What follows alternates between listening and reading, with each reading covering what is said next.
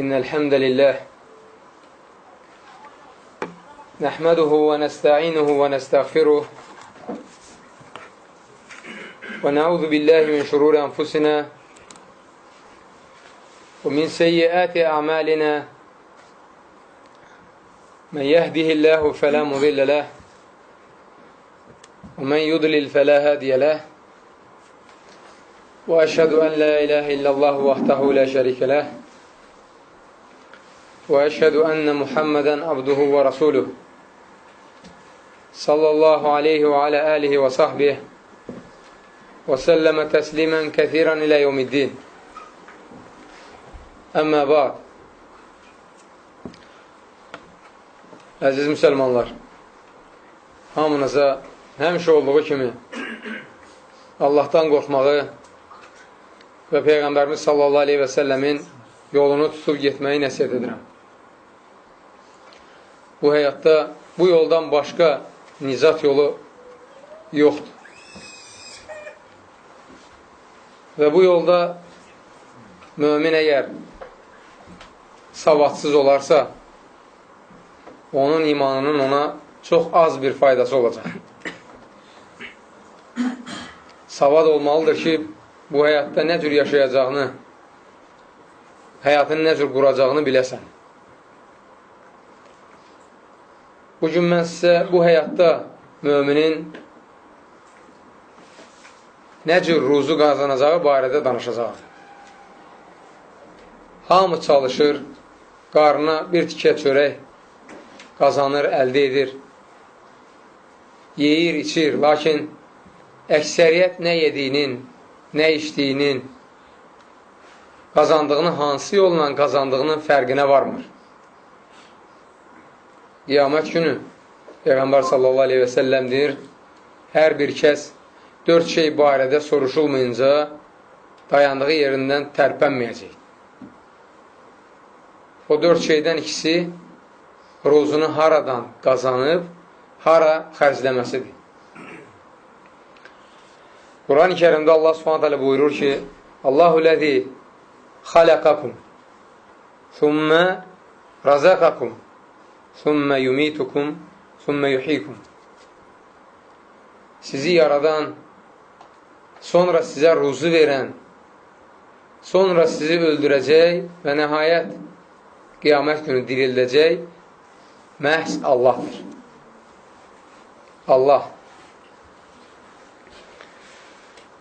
Bu ayədən aydın olur ki, hər bir məxluqun ruzusunu yaradan Allah Subhanahu Taala'dır.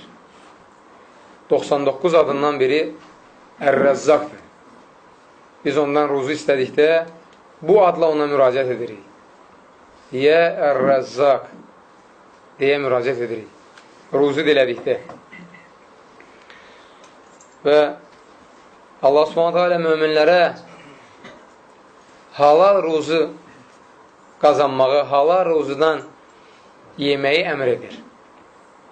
Buyurur, وَكُلُوا مِمَّا رَزَقَكُمُ اللّٰهُ حَلَالًا طَيِّبًا. Allahın sizə ruzu olaraq verdiyi halal nimətlərdən yeyin. Hər bir mömin istəyər ki, yediyi, içdiyi, geydiyi, ümumiyyətlə qazancı halal olsun. Hər kəs istəyər. Lakin söhbətimin əvvəlində dediyim kimi, savadsız mömin buna nail olmayacaq. Savadsız mömin gözünü yumub, hardan gəldi ət alacaq. Bir də ayılacaq ki, buna ölü ət satırlarmış. Mal əti adı ilə başqa bir ət satırlarmış. Onda artıq gec olacaq. Savadsız mömin elə fikirləşəcək ki, elədiyi əməlin müqabilində aldığı halaldır, bir də ayılacaq ki, aldığı sən demə sələmdir, rüşvətdir və s. günahlar nəticəsində qazandığı ruzudur ki, onda da heç bir xeyir, bərəkət olmayacaq. Və bu elə bir mövzudur ki, bu mövzunu hər kəs əzbər bilməlidir. Odur ki, bu yolları sadaladıqca təkrar hamınızdan soruşacağım. Təkrar. ruzu qazanmağın yollarından biri, ən əsası, ən başlıcası iman, salih əməl və təqvadır. Üçü bir yerdə. Mömin olmaq, yaxşı iş görmək və Allahdan qorxmaq. Birincisi budur. Allah Subhanahu Quran-ı Kərimdə buyurur: "Fəllezîne âmenû və amilu's-sâlihāt lehum məğfiratun və rizqun kərim." O kəslər ki, iman gətirmiş və yaxşı işlər görürlər, əməli salihdirlər, onlar üçün bağışlanma və gözəl, xeyirli, bərəkətli, bol ruzu vardır. O ki, qaldı Allahdan qorxmağa, təqvaya. Allah Subhanahu buyurur: "Mən yettəqilləhə yec'alləhu məxrəcə və yərzuqhu min heyth la yahtasib." Kim Allahdan qorxarsa, Allah onun üçün bu həyatda yollar açar və təsəvvürünə gəlmədiyi, ağlına gətirmədiyi yerdən onun ruzusunu verir. Və yenə ayələrin birində Allah Subhanahu buyurur: "Mən amilə salihan min zəkərin əv unsə və huve mu'min fələnuhyiyənəhu həyətən tayyibə və lənəcziyənəhum əcrəhum bi əhsənu mə kənu ya'məlun." Mömin olaraq yaxşı iş görən kişi və qadınlara əlbəttə gözəl həyat bəxş edəcək və etdikləri ən yaxşı əməllərə görə onları mütləq mükafatlandıracaq. Həm bu dünyada Allah onlara xeyirli, bərəkətli ruzu verəcək, həm də axirətdə onlara cənnəti nəsib edəcək. İkinci yol, ruzu qazanmağın ikinci yolu təvəkküldür. Təvəkkül nə deməkdir? Yalnız Allaha arxayın olmaq, yalnız Allaha təvəkkül etmək. Yəni, insanların əlinə baxmamaq, insanların əlinə göz dikməmək. O insan kimdir ki, sənə ruzu versin? Onun ruzusunu da Allah verir. O özü Allaha möhtacdır. Yalnız Allaha təvəkkül etsən, Allah Subhanahu sənin ruzunu elə bir asanlıqla sənə yetirəcək ki, bir də ayılacaqsan ki, o ruzu sənin evində, sənin əlindədir. Və Peyğəmbər sallallahu aleyhi və səlləm buna gözəl bir məsəl çəkir. Məsələ diqqət edin. Əgər siz Allaha layiqincə təvəkkül etsəniz, Allah subhanahu wa ta'ala quşa ruzu verdiyi kimi sizə də ruzu verər. Belə ki, quş səhər-səhər yuvasından qarnı ac uçub gedir, axşam isə yuvasına tox qayıdır. Siz heç görmüsünüz, quş yuvasında özü üçün ərzaq ehtiyatı saxlasın. Hər gün ruzu dalınca gedir, ac gedir, tox qayıdır.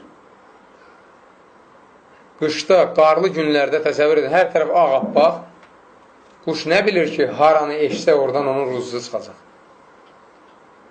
Onu öyrədən, ona yol göstərən, onun ruzusu verən kimdirsə, siz də ona layiqincə təvəkkül etsəniz, o quşa ruzu verdiyi kimi sizə də ruzu verəcək.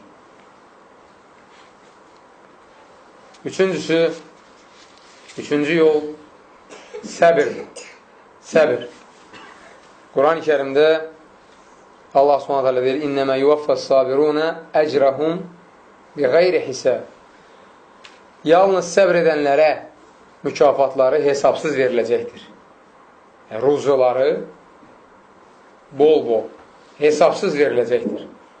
Yalnız səbr edənlərə. O insanlar ki, səbr etmir, tez bir zamanda dünyanı qazanmaq istəyir, o lənətlənmiş dünya heç kəsə nəsib olmayıb, ona da nəsib olmur. Öləndə o dünyanı burada qoyur, gedir. Ahirətdə də heç bir pay olmur. O kəslər ki, səbr edir, istər Allaha itaətdə, istər Allahın haram buyurduqlarından çəkinməkdə, istərsə də Allahın göndərdiyi müsibətlərə səbr etməkdə. Allah onların ruzusunu artıqlaması ilə verir. Dördüncüsü, Allaha dua etməkdir. Dua. Bilirsiniz, dua qədəri dəyişdirir. Peyğəmbər sallallahu aleyhi və səlləm hədisdə buyurur ki, Lə yəruddul qədərə illə dua. Qədəri ancaq dua dəyişdirir. Və sizə bu qəribə gəlməsin ki, qədər dəyişə bilər. Qədər də Allahın əlindədir. İstədiyi vaxt bəndəsinin qədərini dəyişdirə bilər. Dua nəticəsində. Lakin hər kəs özünə sual versin. Ona dua eləmək müvəffəq olurmu? Artıq bu gününüz başa çatdı, gün batdı. Məğrib namazını da qıldıq, tamamladıq. Özünüz özünüzə sual verin. Bu gün ərzində neçə dəfə Allaha dua eləmişsiniz? O sizə müvəffəq olubmu? Olubsa, xoş sizin halınıza. Olmayıbsa, nəfsinizi tərbiyə edin. Buna öyrəşdirin. Ömər ibn Xattab radiyallahu anh kimi sahabə görün, nə deyir? Deyir, mənim üçün duamın qəbul olub-olunmayacağı və yaxud nə cür qəbul olunacağı əhəmiyyət kəsb eləmir. Məni sevindirən odur ki, Allah subhanətə alə mənə dua eləməyə müvəffəq edir. Bu da hər kəsə nəsib olmur. Allahdan da istəyim budur ki, Allah subhanətə alə bizlərə də ömrümüzün axırına kimi ancaq ona yalvarmağı müvəffəq eləsin. Amin. Və Allah subhanətə alə özü bizə Quran-ı Kərim ayələri vasitəsilə neçə-neçə dualar öyrədib.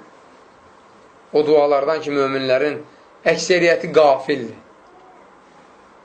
Və o dualardan biri ruziyə aiddir.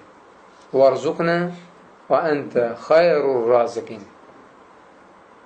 Allaha müraciət edirsən ki, ey Rəbbimiz, bizə ruzu ver. Sən ruzu verənlərin ən xeyirlisisən. Səmimi qəlbdən bu duanı elə. Nə olar? Bir dəfə gecə namazına qalx. Əgər hər gün qalxırsansa, çox gözəl. Qalxmırsansa, heç olmasa bircə dəfə gecə namazına qalx. Səhərə qədər bu ayəni təkrar oxu. Namazda, Fatihədən sonra bir ayəni təkrar, nə qədər çox oxusan, bir o qədər sənin yəqinliyin artacaq Allaha. وَارْزُقْنَا وَأَنْتَ خَيْرُ الرَّازِقِينَ. Ondan sonra nəticəsinə bax. Gör nəticəsi necə olacaq. Sənin ruzun haralardan və nə cür gələcək. Deməli, birincisi nə oldu? Salih əməl, təqva. İkincisi, üçüncüsü, dördüncüsü, əhsən. Beşincisi, yalnız Allaha möhtac olmaqdır. Qəlblə, bütün vücudunla yalnız və yalnız Allaha möhtac olmalısan. Allahın 99 adından biridir. Əs-Saməd. Yəni, Allah heç kəsə möhtac deyil. Hər kəs və hər şey Allaha möhtacdır. Bir kölə Əli ibn Əbi Talib radiyallahu anh'ın yanına gəlir. Deyir, mən azad olmağım üçün müəyyən qədər pulum çatmır. Ağama borcluyam. Mənə kömək edə bilərsəm, o borcu ödəyim, azadlığa çıxın. Əli ibn Əbi Talib radiyallahu anh deyir ki, mənim sənə kömək eləməyə imkanım yoxdur. Lakin gəl mən sənə Peyğəmbər sallallahu aleyhi və səlləmin mənə öyrətdiyi kəlmələri öyrədim. Və əgər sən bu kəlmələrlə Allahdan kömək diləsən, borcun dağ boyda olsa belə, Allah onu ödəməyə sənə kömək edər. Və duanı öyrədir, deyir, de. Allahumma kfini bihalalikə an haramikə və ağnini bifadlikə ammən sivakə.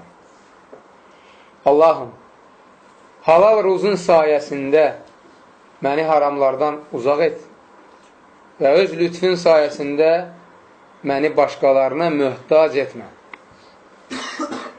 Əgər sən səmimi qəlbdən bu cür dua eləsən, vallahi ki, Allah s.ə.v. sənin borcunu ödəməyə kömək edər.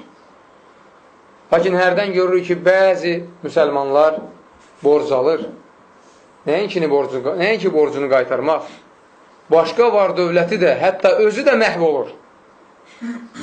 Borcu heç qaytarmağa imkanı olmur. Özü də məhv olur. Bu, ya onun imanının çoxluğundan, onun başına gələn imtihandır. Qoy səbir eləsin. Allah Subhanahu ona mütləq yollar açacaq. Sahabələrə imtihan gəlmədikdə oturub uşaq kimi ağlayardılar. Ağlayardılar ki, bəlkə biz çox günah edirik, Allah bizdən üst çevirir, bizi imtihana çəkmir. İmtihan olunduqda, başlarına müsibət gəldikdə isə sevinirdilər. Sevinirdilər ki, Allah onları sevir, tez-tez yada salır. Sevinirdilər ki, onlar peyğəmbərlərə oxşayırlar deyə, oxşadıqca, imanları artdıqca imtihanları da artır. Sevinirdilər ki, bu müsibətlərə səbr etmək onların savablarının artması üçün bir vasitədir. Sevinirdilər ki, onların günahlarının təmizlənməsi üçün həmin bu imtihan kəffarədir. Və sevinirdilər ki, bu imtihandan sonra Allah onlar üçün yollar açacaq. Açdı da, böyük imperiyaları fəth etdilər, Qüdsü azad etdilər və digər nailiyyətlər əldə etdilər.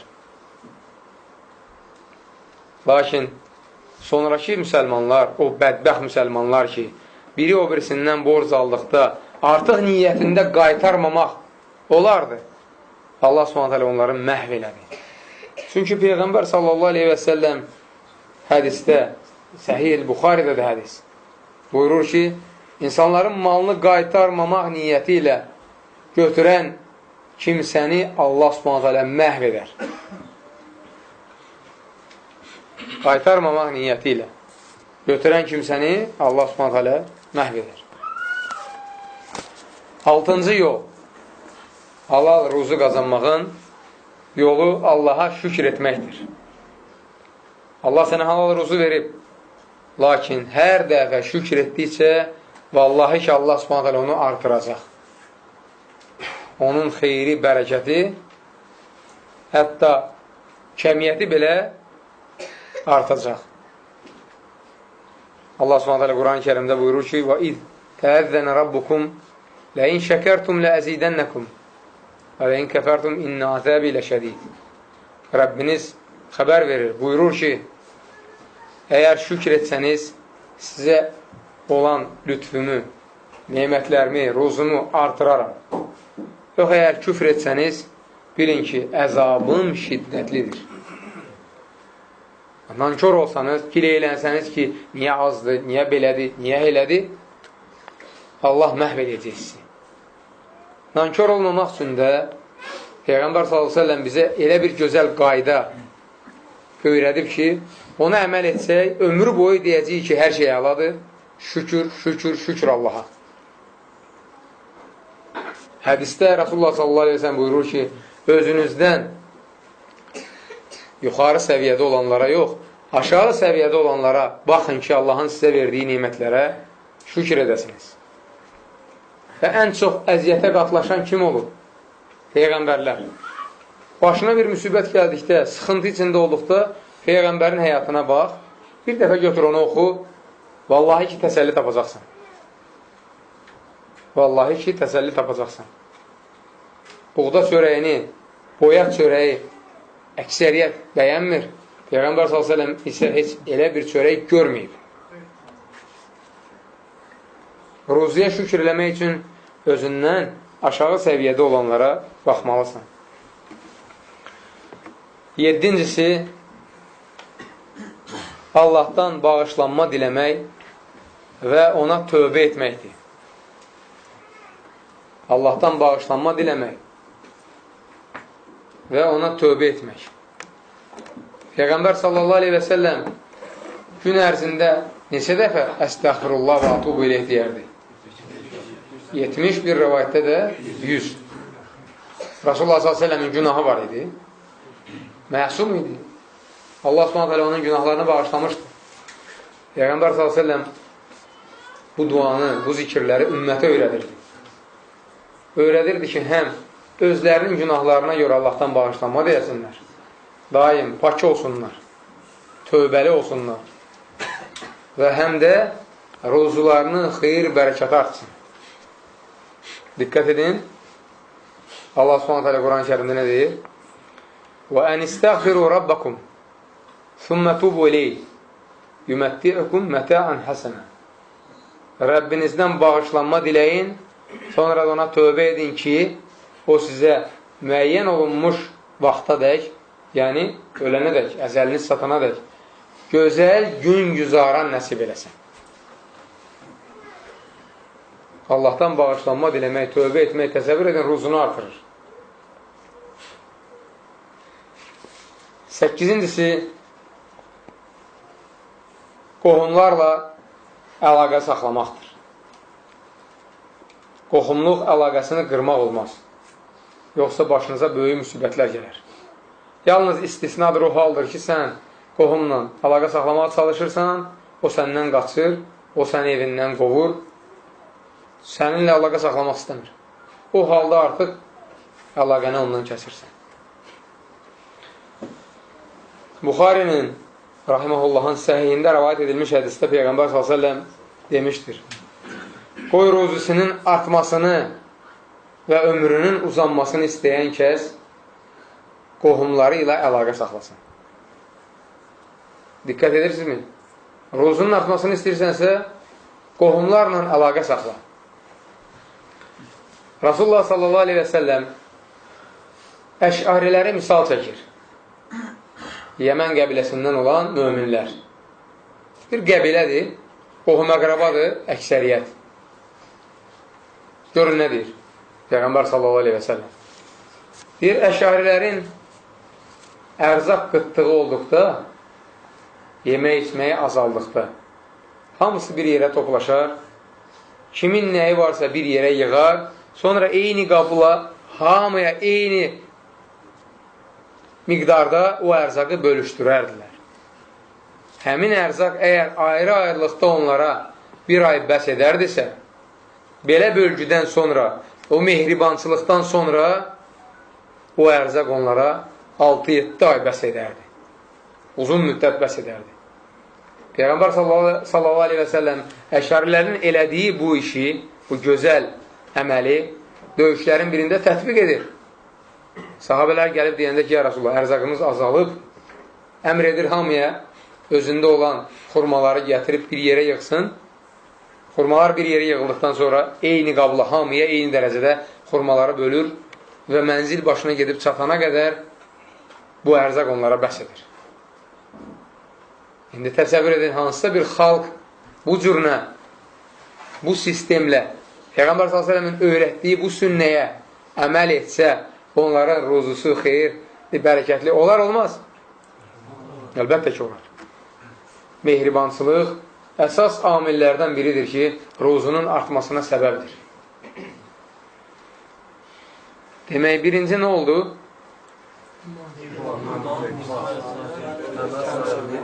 İkinci nə oldu? Üçüncü, dördüncü, beşinci, altıncı, 7-ci, 8-ci, 9-cu Allahın sizə verdiyi ruzudan Allah yolunda kasıblara xərcləmək. Bəziləri Allahın vacib buyurduğu zəkatı can çəkə-çəkə verir. Gözü onda qalır. Sanki vermək istəmir. Bəziləri ümumiyyətlə vermir. Bəziləri verəndən sonra başa qalxır. Bütün bu adamlar bilsəydilər ki, zəkatı verməməyin günahı nə dərəcədədir? Onun nə gözləyir cəhənnəmdə? Zəkatın vaxtı çatan kimi onu çıxarıb paylayardılar kasıblar. Allah s.ə.v buyurur ki, bu kəslər ki, qızıl, gümüş yığır, onun zəkatını vermir. Qiyamət günü yığdıqları əridiləcək, onların belinə, böyrünə və alnına damğa vurulacaq. Bu cəhənnəmdə olan əzabdır. Dünyada olan bəlası nədir? Alimlərin bir qismi zəkatı bir sürü qoyunun arasında olan bir xəstə qoyuna bənzədir. Ya o xəstə qoyunu oradan çıxaracaqsan, qoyunların sağlam qalacaq və bala verəcək, artacaq, ya da o xəstə qoyunu onların arasında saxlayacaqsan, hamısını xəstələndirib məhv eləyəcək. Ya zəkatı çıxaracaqsan, malını təmizləyəcəksən və malının ruzusu, bərəkəti artacaq, ya da onu orada saxlayacaqsan, məhv olacaqsan. Özün bil. Həmçinin, əgər bu adamlar bilsəydilər ki, sahabələr zəkat verənə, ancaq zəkat verənə pis baxırdılar, alçaq gözlə baxırdılar, o dərhal zəkatını verər, dalıcan da il boyu kasıblara əl tutar, sədəqə verir. Sahabələr ancaq zəkat verənə pis baxırdılar ki, bu adam ildə bir dəfə kasıba kömək edir. Bütün il boyu kasıblara kömək eləmək lazımdır. Və 7 sinif insandan biridir ki, bu sədəqə verən qiyamət günü Rəbbinin kölgəsi altında olacaq. Və neçə hədislər var zəkat və sədəqə ilə bağlı. Onları bilsələr, insanlar o əməli etməyə tələsəcəklər. Lakin ruzunun artması kifayətdir ki, Allah Subhanahu Quran-ı Kərimdə dediyi bu ayə kifayətdir ki, وَمَا أَنْفَقْتُمْ مِنْ شَيْءٍ فَهُوَ يُخْلِفُهُ وَهُوَ خَيْرُ الرَّازِقِينَ. Nə xərcləsəniz, Allah onun əvəzini verər. O ruzu verənlərin ən yaxşısıdır, ən xeyirlisidir. Əvəzini verər nə deməkdir? Bax, insan insana hərdən fikirləşir ki, nəsə eləsin və ümid edir ki, nə vaxtsa o da ona yaxşılıq edər. Məsələn, toyuna gəlir, müəyyən məbləğ pul salır, o da qeyd edir ki, bu qədər pul saldı. O da onun toyuna gedəndə eynisini yaparır salır. Əvəz, ortada da heç nə yoxdur. Bu adam ona bu gün yaxşılıq edir nəsə, sabah fikirləşir ki, o da mənə nəsə əvəzini eləyər. Yaxşı, 2 dəfə, 3 dəfə artığını elədi. Sonra ən gözəl əvəz verən kimdir? Allah Subhanahu Teala. Allah Subhanahu Teala Quran-ı Kərimdə nə deyir? Məsəlüllezine yunfikune amvalahum fi sabilillahi kemeseli habbatin enbetet 7 senabila fi kulli sumbuletin 100 habba vallahu yudaifu limen yasha vallahu vasiun alim. Ayəyə diqqətlə qulaq asın. Mallarını Allah yolunda xərcləyənlərin məsəli 7 sümbül verən bir toxumun məsəlinə bənzəyir. Bir toxum, bir əməl edirsən, 7 sümbül çıxır o toxumdan, o əməldən. Və o sümbüllərin hər birisində 100 ədəd dən vardır. Demək, nə qədər oldu? 700. Birə 700 əvəzini verir. Ən azıdır bu. Ən azı. Çünki ayənin ardı gəlir. Allah istədiyi kimsənin mükafatını artırar. 700-dən də artıq istədiyinə artırır. Allah hər şeyi əhatə edəndir, biləndir. Osman İbn Affan radiyallahu anh tanıyırsınız. Elhamdülillah. Bütün dünya onu tanır. Mələklərin utandığı, Peyğəmbər s.ə.v-in 2 qızının verdiyi, hətta deyir, 3-cüsü olsaydı, 3-cüsünü də verərdi. 3-cü xəlifə, cənnətlə müjdələnmiş bir kimsə, radiyallahu anh, Mədinədə qıtlıq olduğu bir zaman, səhv eləmirəmsə, Əbu Bakr radiyallahu anh xilafəti dövründə baş verir. Bu hadisə, Osman radiyallahu anh karvanı gəlir. Və bazarda da qıtlıqdır, mal kasatlığıdır, tacirlər yığışır, gəlir onun yanına ki, ondan malı münasib qiymətə alıb, bazara çıxarıb, münasib qiymətə satıb, qazanc əldə eləsinlər. Gəlirlər bir mala, 1 manat qiyməti varsa 5 manat. Yəni 1-ə 5 təklif edirlər, deyir, yox, az verirsiniz. Satmıram. 1-ə 10, yox, yenə az verirsiniz. Çəkilirlər kənara, qərara gəlirlər ki, ən çox verə bilərlər 1-ə 15. Təklif edirlər, yenə razılaşmır. Axırda bunların səbri tükanır, deyir, bundan artıq kim sənə daha gözəl təklif edə bilər. Deyir, mən artıq 1-ə 100 verənə onu satmışam. Hələ karvan gəlib çatmamış, niyyət edir ki, onu hamısını ehtiyacı olan kasıblara paylasın. Abu Hureyra radiyallahu anh rəvayət edir ki, Peyğəmbər s.ə.v demişdir. qüdrətli və əzəmətli Allah buyurur. Bu nə cür hədisdir? Qüdsü hədisdir. Qüdsü. Allah Subhanahu özü buyurur. Malından mənim yolumda xərclə, mən də sənə xərcləyəcəyəm. Allah Subhanahu vəd verirsə, vədinə heç və xilaf çıxan deyil.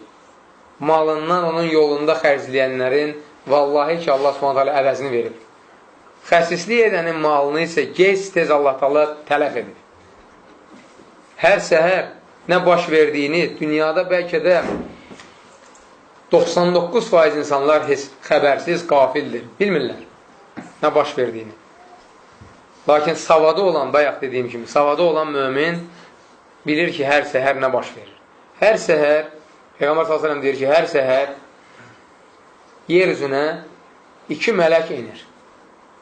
Allahın əmri ilə hər səhər 2 mələk inir. Onlardan biri dua edib deyir, Allahım, malını sənin yolunda xərcləyən hər kəsə etdiyi yaxşılığın əvəzini ver. O biri mələk isə dua edib deyir, Allahım, xəsislik edən hər kəsi tələf et, məhv et. Bunu bilən adam malından kasıba verməyə xəsislik edər, özü bilə-bilə özünü məhv edər, əlbəttə ki, yox. 10-uncusu həc və ümrə ziyarətidir. Tirmizinin Rahiməhullahın Sünnən əsərində rəvayət edilmiş hədisdə Peyğəmbər sallallahu aleyhi və sələm demişdir. Həc və ümrə ziyarətlərini ardıcıl yerinə yetirin. Belə ki, od dəmirin pasını təmizlədiyi kimi həc və ümrə ziyarətləri də kasıblığı aradan qaldırır və günahları təmizləyir. Həcci qəbul olan kimsə, həc və ümrə ziyarəti qəbul olan kimsə, vallahi ki, özü yaxşı bilir ki, qaydandan sonra onun ruzusu nə cür artır və nə cür xeyirli, bərəkətli olur. Vallahi ki, onu müşahidə edir, görür. Bu da səbəblərdən biridir, ruzunun artması üçün. İmkan olduqca həc və ümrə ziyarətini etmək, ruzunun artması və günahların silinməsi üçün böyük amillərdəndir. 11-incisi, olmayanlara Allah nəsib eləsin, evlənməkdir. Subaylara Allah Subhanahu evliliyi nəsib eləsin və öz lütfi ilə onları varlı, dövlətli etsin. Necə ki, Quran-ı Kərimdə vəd edir Allah Subhanahu deyir, aranızdakı subay kişiləri və ərsiz qadınları, əməli salih kölə və kənizlərinizi evləndirin. Əgər onlar kasıbdırlarsa, Allah öz lütfi ilə onları varlı edər. Allah hər bir şey əhatə edəndir, biləndir.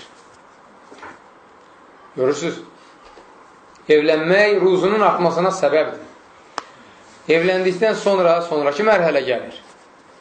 Övladın olması. Dünyanın hər yerində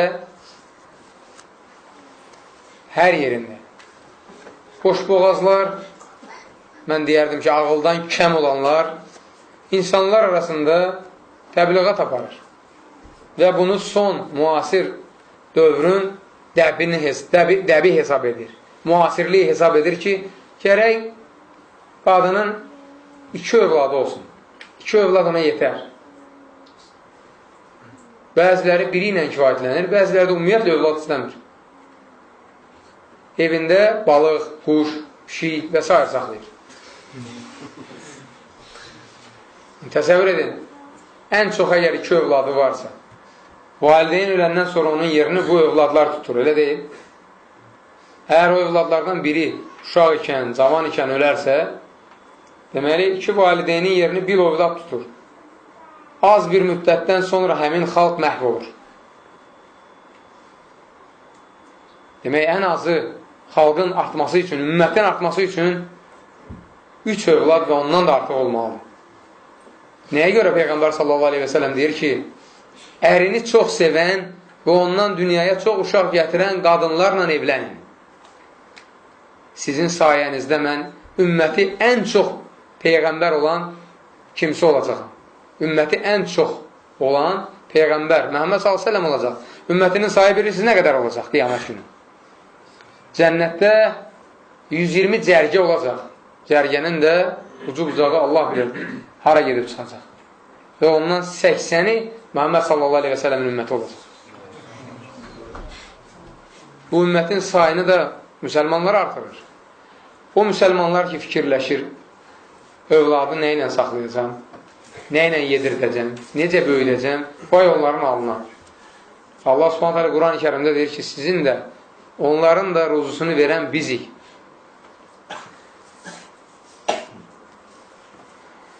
Babalarınızdan soruşun, o insanlar ki, müharibə dövrünü yaşayır. Müharibə dövründə uşaq olub. Soruşun, ailədə neçə bacı qardaş olublar. Ən az kimsə desə 5 deyəcək. 5. 6, 7, 8, 10, 12 deyənlər olacaq. Müharibə şəraitində bunları kim böyüdüb? Çoxsunun da atası gedib, müharibəyə qayıtmayıb. Tək ana, həmin övladları nə ilə böyüdüb, onu bir Allah verir. Hamısı da böyüyüb. Demək, ruzu verən Allahdır. Allah. 12-cisi,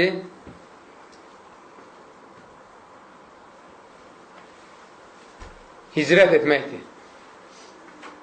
Bu da ancaq o yerlərə aiddir ki, o yerlərdə müsəlmana ibadət etməyə icazə verilmir. Allah deməyə icazə verilmir. Tək Allaha inanmağa icazə verilmir.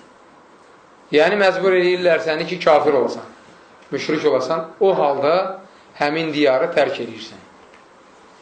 Və hətta o diyarda bütün varidatını qoyub çıxıb getsən belə, hicrət etdiyin yerdə Allah Subhanahu teala sənə o qədər bol-bol ruzu verəcək ki, ondan da xeyirli, bərəkətli olacaq. Kimi misal çəkə bilərik buna? Abdurrahman ibn Avf radiyallahu anh hər bir şeyini Məkkədə qoyub gəlir Mədinəyə.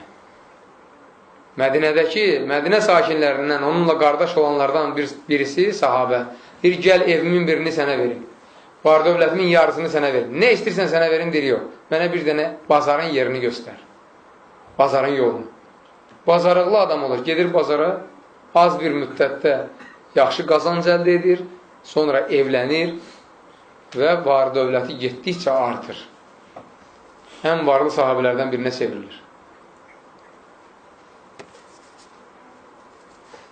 Allah Subhanahu Quran-ı Kərimdə buyurur, Allah yolunda hicrət edənlərə, sonra öldürülənlərə və yaxud ölənlərə Allah hökmən gözəl ruzu verəcəkdir. İstər bu dünyada, istər axirətdə. Həqiqətən Allah ruzu verənlərin ən yaxşısıdır. 13-cüsü, dünyaya könül bağlamamaq. Buna xüsusilə diqqət verin, qardaşlar. Çünki əksər müsəlmanları hal-hazırki dövrdə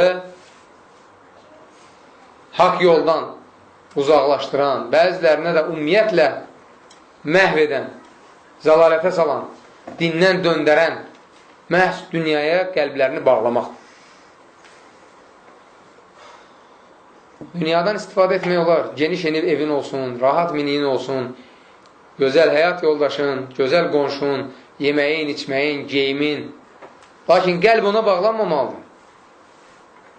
Qəlb ona bağlanmamalıdır. Onu Allahdan, Peyğəmbərindən, Allahın vəd etdiyi cənnətdən üstün tutmamalısan.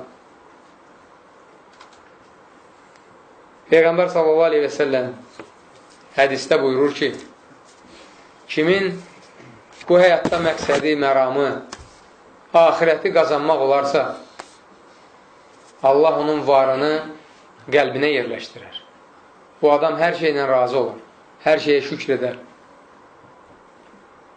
və özü də hiss etmədən onun işlərini yoluna qoyar. Dünya malı da ram edilmiş halda, zəlil halda, özü onun dalınca gedər, gəlib onu tapar. Kimin də məqsədi ancaq dünya qazanmaq olarsa, tamahkar, həris, qəlbini onu bağlayarsa, Allah s.ə.v. onu kasıblığını gətirib iki gözü arasına qoyar. Nə qədər var dövləti artsa yenə doymaz. Gözü doymaz.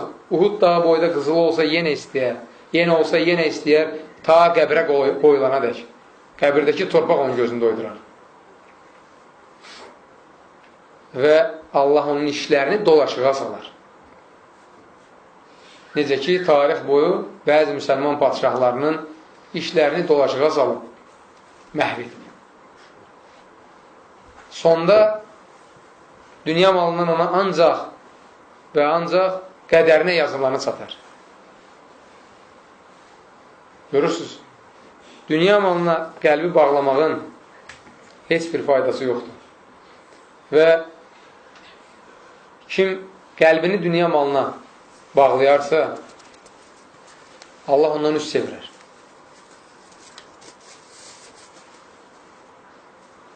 Neçənci oldu? 13. 14-ə keçirik. 14-ü də deyim, sonra bir daha təkrar edək. Ya təkrar edək, sonra davam edək. Birinci nə oldu? İkinci nə oldu? Üçüncü nə oldu? Dördüncü? Beşinci? Altıncı? Altıncı? Yeddinci? Səkkizinci? Doqquzuncu?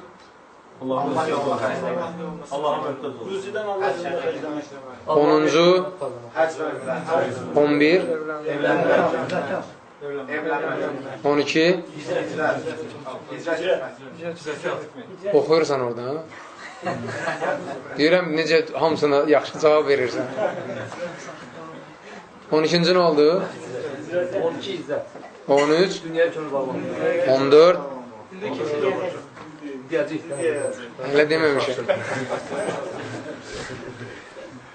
14-cü dünya işlərini, ruzu qazanmağı gündüzün birinci saatın, birinci vaxtına, yəni birinci yarısına salmaq.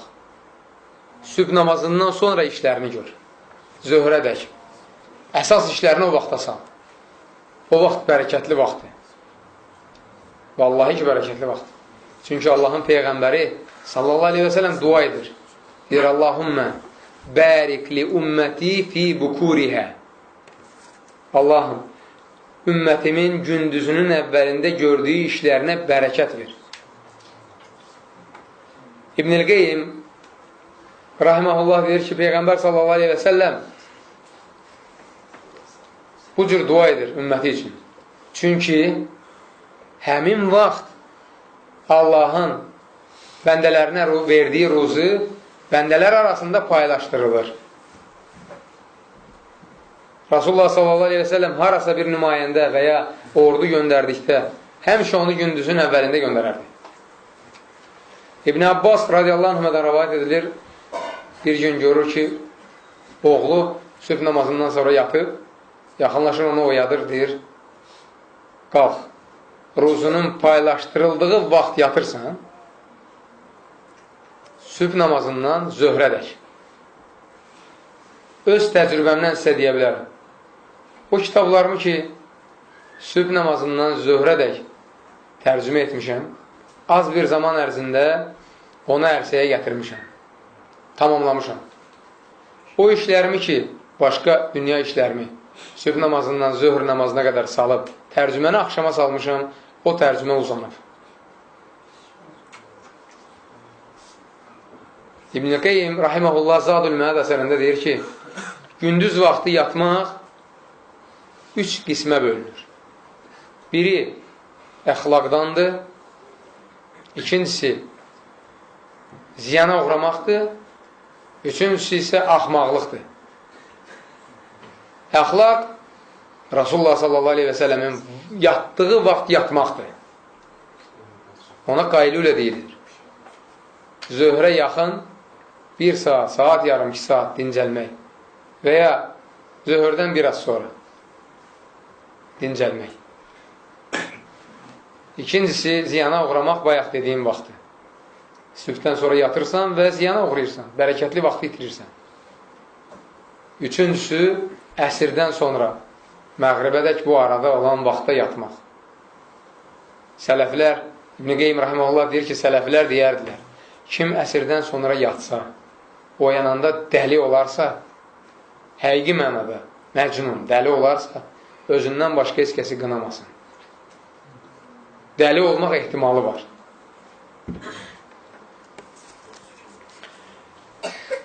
On beşincisi, müsəlman qardaşının ehtiyacını ödəmək. Bayaqkından fərqlidir. Bayaqki barından, ruzundan ona da xərcləməkdir. Bu isə ona mənəvi kömək, dayaq olmaq deməkdir. Nəsiyyət vermək deməkdir. Ev işlərində və digər işlərdə kömək eləmək deməkdir.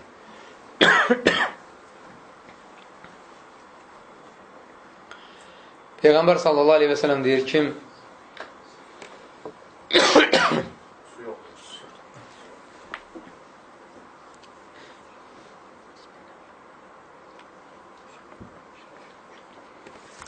Peyğəmbər sallallahu aleyhi və sələm buyurur ki, kim müsəlman qardaşının ehtiyacını ödəyərsə, Allah da onun ehtiyacını ödəyər. Nə qədər ki, mömin qardaşının köməyində duracaqsan, Allah da sənə kömək olacaq. 16-cısı, çalışmaq, ələl-xüsusda faydalı işlərlə məşğul olmaqdır. Yəni, kimsə desə ki, mən evdə oturacaqam, ruzum göydən, özü mənim yanıma gələcək, bu cəfəngiyyət olacaq və Allah barəsində pis zənn olacaq. Çünki Allah Subhanahu Quran-ı Kərimdə deyir, Huvəl-ləzi cəalə ləkumul ardı zəlulən fəmşu fi mənəkibihə və kulu min rizqihi və ileyhin nuşur. Yeri sizin ixtiyarınıza verən Allahdır. Onun hər tərəfində gəzin. Diqqət edin, demir evdə oturun. Yer kürəsinin hər yerini gəzib dolaşın və Allahın ruzusundan yeyin. Qayıdış da Allahadır. Peyğəmbər sallallahu aleyhi və səlləm də hədisdə sahabəyə nəsiyyət edərkən deyir, İhris alə mə yənfəvkə və istəin billəh. Sənə fayda verəcək işlərlə məşğul ol və Allahdan kömək dilə. Mən o kimsələri başa düşə bilmirəm ki, onlar vaxtını keçirməyə çalışır. Tələm-tələsi axşama çıxmağa çalışır. Bütün günü nərdə atır, domino oynayır, sigaret çəkir, çay içir və s. işlərlə məşğul olur. Bir də ayılır ki, ölüm yatağındadır, ölüm onu yaxalayıb, ömrünü bihudə işlərə sərf edir. Özündən sonra bir xeyirli əməl qoyub getmir. Əgər özünüzdən sonra xeyirli bir övlad qoyub getsəniz, yaxşı işlər qoyub getsəniz, qiyamətə qədər Allah Subhanahu onun savabını sizə verəcək. Yəni, qiyamət günü onun əvəzini tükənməz neymətlərlə mükafatlandıracaqsınız. Və nəhayət 17-cisi Peyğəmbər sallallahu aleyhi və səlləmə salavat oxumaqdır. Salavatın mənası bilirsiniz nədir? Allahdan xeyir, dua, xeyir, bərəkət, əmin-əmanlıq istəyirsən Rasulullah sallallahu aleyhi və səlləm. Və Peyğəmbər sallallahu aleyhi və səlləm hədislərin birində nə deyib? Kim mənim üçün bir dəfə salavat gəlirsə, Allah onun əvəzini nə qədər verər? 10 dəfə. Xeyir, bərəkət görürsünüz artır. Bir dəfə salavat gətirməklə. Və sahabə Ubey ibn Kəb radiyallahu anh biləndə ki, Peyğəmbər sallallahu aleyhi və səlləmə salavat gətirmək insana xeyir, bərəkət gətirir. Gəlir onun yanına deyir, ya Rasulullah, mən sənə çoxlu salavat demək istəyirəm, gündəlik olaraq. Nə qədər sənin üçün salavat oxuya bilərəm? Peyğəmbər sallallahu aleyhi və səlləm deyir, nə qədər istəsən? Ubey ibn Kəb radiyallahu anh deyir ki, dualarımın 1/4 qismini sənin üçün salavat oxuyacaqam. Sallallahu aleyhi və səlləm deyəcəyəm, 1/4 qismini. Peyğəmbər sallallahu aleyhi və səlləm deyir, nə qədər istəsən oxuya bilərsən. artırsan, sənin üçün daha xeyirli olar. Ubey radiyallahu anh deyir ki, yarısını. Rasulullah s.ə.v deyir ki, çox gözəl. Bu da sənin üçün xeyirlidir, lakin artırsan daha xeyirli olacaq. Deyir, ya Rasulullah, 3də 2-sini. 3də 2-sini. Peyğəmbər s.ə.v deyir ki, bu sənin üçün xeyirli olacaq. Artırsan isə daha xeyirli olar. Və onda Ubey ibn Kəab radiyallahu anh deyir ki, hamısını Rasulullah s.ə.v də onu müjdəliyir, deyir. Elə isə dünya və axirət ehtiyacların ödənəcək, üstəlik günahların bağışlanacaq. Peyğəmbər s.ə.və salavat gətirməyin nəticəsinə baxın. Ruzu artır. S.ə.v dediksə.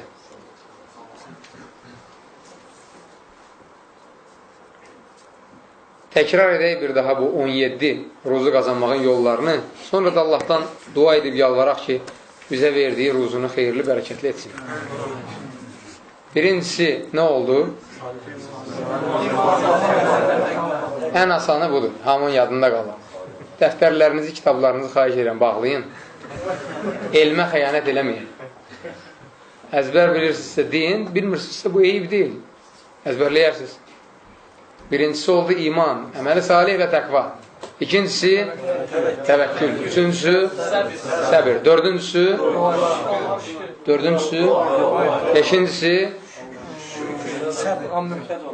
Allaha möhtac olun. Altıncısı şükür.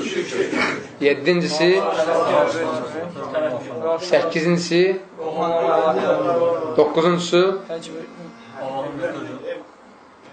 Allah'ın verdiği ruzudan, 10'uncusu, 11'incisi o yattan çıkmır. Evlenme yattan çıkmır. 11'inci. Burayı yeni değil kardeş. 12'incisi Həc və Ümrə 10'uncu oldu. 12. Əhsən. Hicrə. 13-cü Dünya könül bağlam. Əhsən. 14-cü Kasıb qardaşları yadır. Yox. Müsəlman qardaşlarına. Müsəlman qardaşları. Qovlarla kasıb. 14-cü heç kəsin yadına düşməyəcək. Heç kəsin yadına düşməyəcək. Sən başlasın salat çək. Əhsən. Səhər, birinci yarısı. Gündüzün ruzu qazanmaq. 15-ci 16-cı Əhsən, evdə oturmamaq, çıxıb o ruzunun dalınca getmək. Və 17-ci Allahdan istəyən budur ki, Allah s.ə.v. sizə bu ruzu qazanmağın yollarını yadda saxlamağı, unutmamağı, ölənə qədər buna riayət etməyi və halal ruzu qazanmağı nəsib eləsin. Həmçinin yer üzündə nə qədər müsəlmanlar varsa, hamısına halal, bol-bol ruzu, nemət bəxş eləsin. O yerlərdə ki, qardaş bacılarımız əziyyət çəkir. Qardaşlar, onlara heç olmasa indi yadınıza salacağam, indi onlar üçün dua edin. Və hər yadınıza düşdükcə səzdələrdə, gecə namazlarında o qardaş bacılarımız üçün, onlar ki, əziyyət çəkir, onlar üçün dua edin ki, Allah onlara ruzu versin, acından ölməsinlər. İki misal çəkəcəm sizə, bu misallar yadınıza düşdükcə onlara dua eləmək də yada düşəcək. Türkiyənin telekanallarından birində göstərirlər. Bir Türk gedib Afrikanın cəngərliklərindən birində bir müsəlman qəbiləsi tapıb. Tayfadır. Hamısı müsəlmandır. Bu müsəlmanlar o qədər kasıbdırlar ki, 40 nəfərə bir Quran-ı Kərim kitab. Ancaq 90% hafizdir. O qədər adamın bir lövhəsi var, yazmağa da kömürdür. Yazırlar ayəni, hamı əzbərləyir, sonra pozur, yenə yazır, pozur. Amma hamısına Allah s.ə.v. öz kitabını, ayələrini yadda saxlamağa nəsib edir. Qazandıqları da oradan-buradan nə tapsalar onu yeyirlər ki, acından ölməsinlər. Əyinlərində də ancaq fitə həmin tayfanın yaxınlığında xristiyanlar gəlib, balaca bir kilsə tikib, o kilsəyə üzv olan hər kəsə vəd ediblər ki, yaxşı yemək içmək, yaxşı pul verəcəklər. Lakin bir-iki dələduz avaradan başqa heç kəs gedib ora üzv olmayıb. Heç kəs. Və həmin adam, o türk ki, müsahibə alır onlardan birindən, az yaşlıcın birisindən müsahibə alır ki, ehtiyacınız var. Ehtiyac olduğu təqdirdə Allah Subhanahu donuz ətini yeməyə də icazə verir ki, acından ölməyəsən. Niyə ehtiyacın ola ora gedib üzv olmursan? Ağlaya-ağlaya deyir ki, Subhanallah, sən nə danışırsan? Biz gecə-gündüz Allah'a yalvarırıq ki, neyimizi də əlimizdən alsa, imanımızı əlimizdən almasın.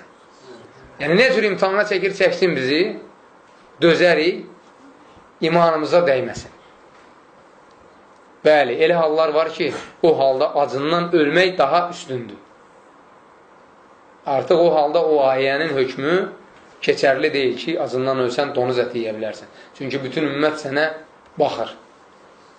Abdullah ibn Hüzəfə radiyallahu anh, Ömər ibn Xattab radiyallahu anh xilafəti dövründə Rumlulara əsir düşür. Bir dəstə müsəlman olan bir yerdə Rumlulara əsir düşür. Və Rum hökümdarı soruşur ki, bunların arasında ən hörmətlisi, ən belə deyək, alimi kimdirsə onu mənim yanıma gətirin. Birinci onu sındıraq, yerdə qalanları da sındıraraq. Döndərərik dinlərindən. Abdullah ibn Hüzəfə radiyallahu anhını əvvəlcə var dövlətlə şirnikləndirir ki, dinindən dönsün.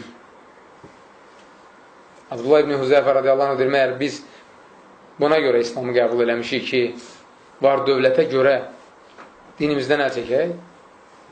Sonra qadınla şirnikləndirir, vəzifə ilə şirnikləndirir. Görür ki, şirnikləndirmə yolu ilə bunu ələ ala bilmir. İşkəncə verir.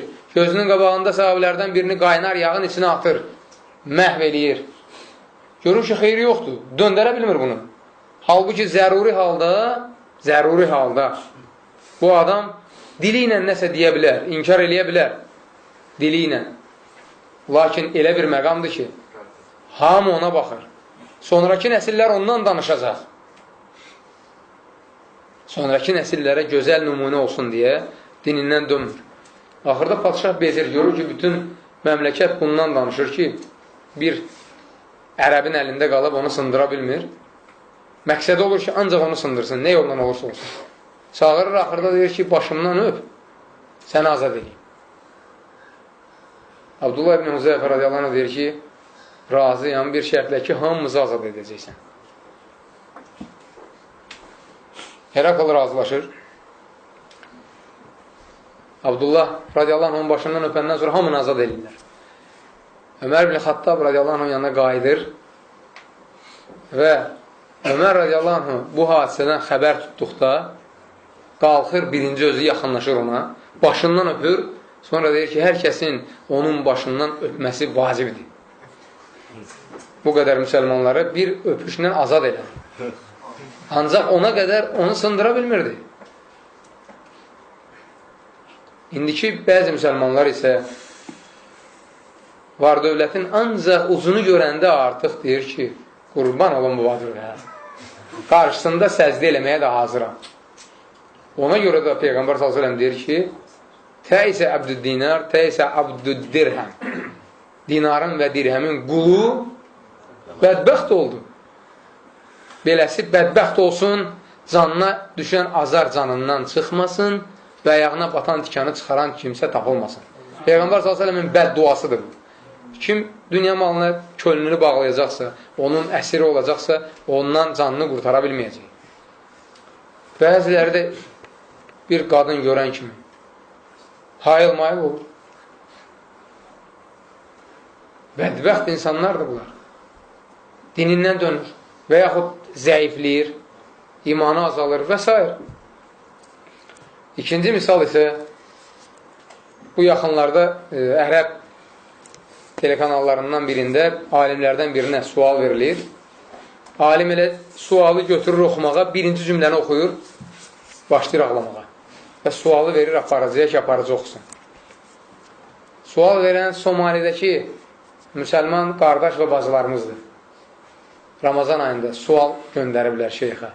Şeyx, səhur bilirsiniz də nədir? Səhər yeməyi. Bir də iftar bilirsiniz də nədir? Səhur və iftar etmədən tutulan oruc qəbuldurmu? Səhura da, iftara da yeməkləri bir şey yoxdur. Ancaq bu adamlar buna baxmayaraq oruclarını tuturlar. Allahdan istəyən budur ki, Allah subhanətə dünyanın harasında müsəlman, mömin, qardaş bazılarımız varsa hamısının o acların qarnını doydursun. Amin. Kimlər ki onların yeməyinə bais olurlar, yaşamağına bais olurlar, onların həyatını korlamağa çalışırlar. Onlar bilməlidirlər ki, onlar ancaq bu dünyada hökm verə bilər, hökmranlıq edə bilər, ancaq dünyanı korlaya bilər. İxtiyar verilib onlara. Ahirət isə Allahın əlindədir. Allah onların ahirətini elə korlayacaq ki, heç kəs ona kömək ola bilməyəcək. Həccac Abdullah ibn Zübeyir radiyallahu anhmanı qətlə yetirdikdən, sonra çarmıxa çəkdikdən sonra, qətlə yetirib çarmıxa çəkdikdən sonra gəlir anasının yanına. Əsma bint kim? Əhsən. Yeganə sahabədir ki, 4 nəsli sahabə olur. Abu Bakır. Yeganə sahabədir ki, 4 nəsil sahabədir. Atası da sahabədir. Qızı da sahabədir. Özü də sahabədir. Nəvəsi Abdullah ibn Zübeyir də sahabədir. Radiyallahu anhına. Gəlir Əsma radiyallahu anhının yanına, əvvəlcə xəbər göndərir ki, özü gəlsin.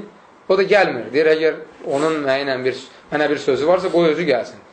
Həccac kimdir ki? Həccac Peyğəmbər s.ə.v görməyib. Zalim birisidir. Gəlir, girir onun otağına və gülə-gülə deyir ki, gördün Allahın düşmənini necə məhv elədim.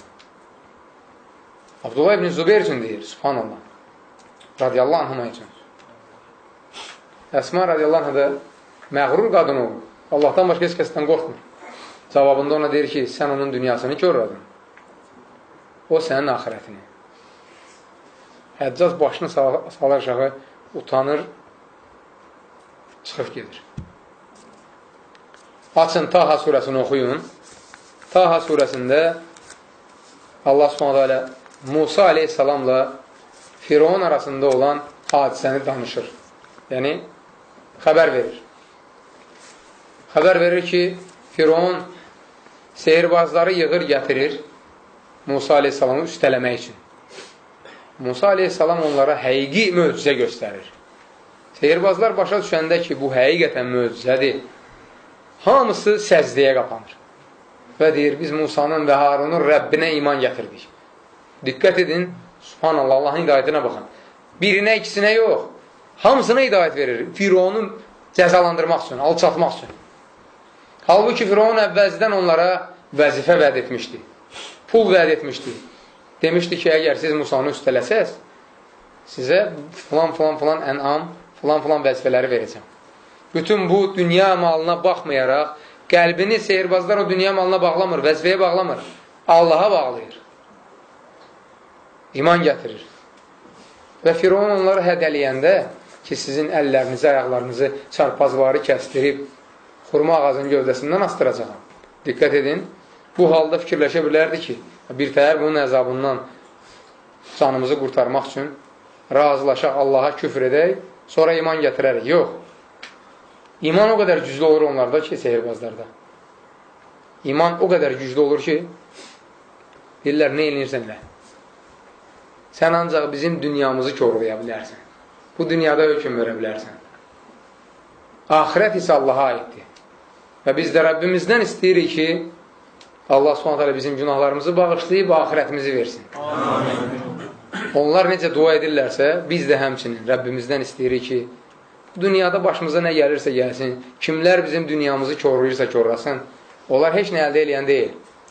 Allah bizim ahirətimizi versin, günahlarımızı bağışlasın və ahirətdə olan bol-bol ruzunu, o tükənməz nemətləri biz möminlərə nəsib eləsin. Subhanəkallahumma və bihəmdik, əşhədu ən la ilə ələn də əstəğfiruka və atubu ileyk.